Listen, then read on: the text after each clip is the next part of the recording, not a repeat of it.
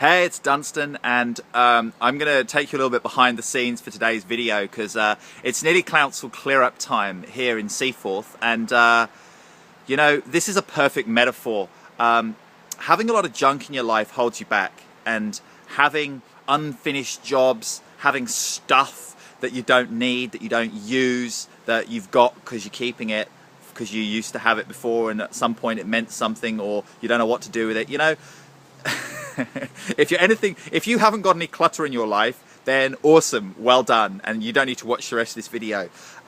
It may be that your clutter is on your computer, that you've got a desktop full of old files that you don't use, which need to be cleared out and archived or binned.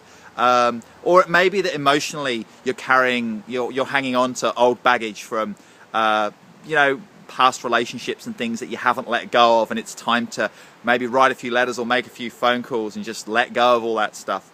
But the most obvious way to start is with physical stuff, and so I'm going to take you for a little look inside my garage here.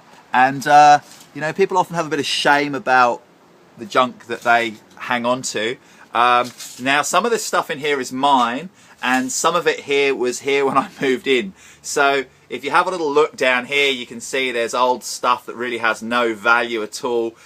There's rubbish.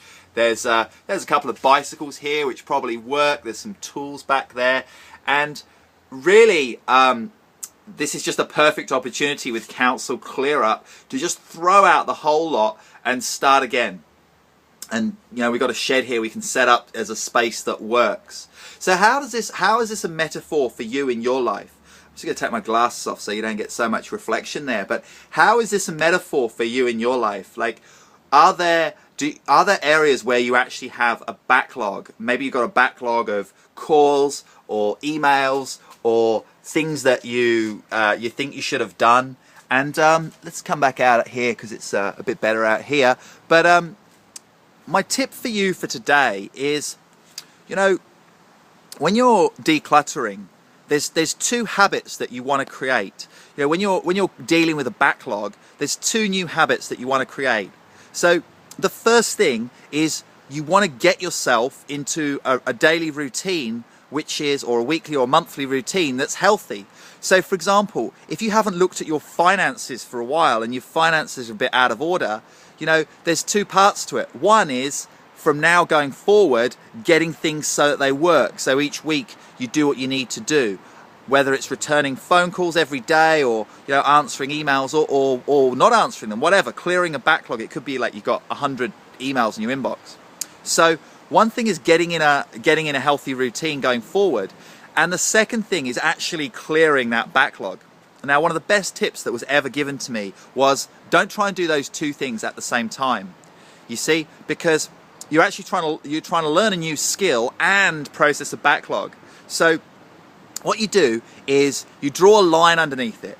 You say, okay, anything up until now, I'm gonna put it in a different, if it's emails, you put them in a different folder, or if it's like a load of paperwork on your desk, you sweep it off the desk, you put it in a box, and you deal with it later, okay? Unless there's something that you absolutely have to. You can have a quick flick through and do anything you can do in half an hour, but basically you're clearing the deck so you can start afresh from zero. Because when you're starting from zero, it's so much easier to build a positive habit going forward, right? You're starting at zero and you can build going forward, and you've only got to deal with today's stuff or this week's stuff and then address that backlog as a separate task. So, you know, when council clear up comes around, or when it's the end of the financial year or whatever, you go back and you deal with all that stuff like I got in there, and you sort through that stuff, and that's a bigger task. But first you got to stabilize.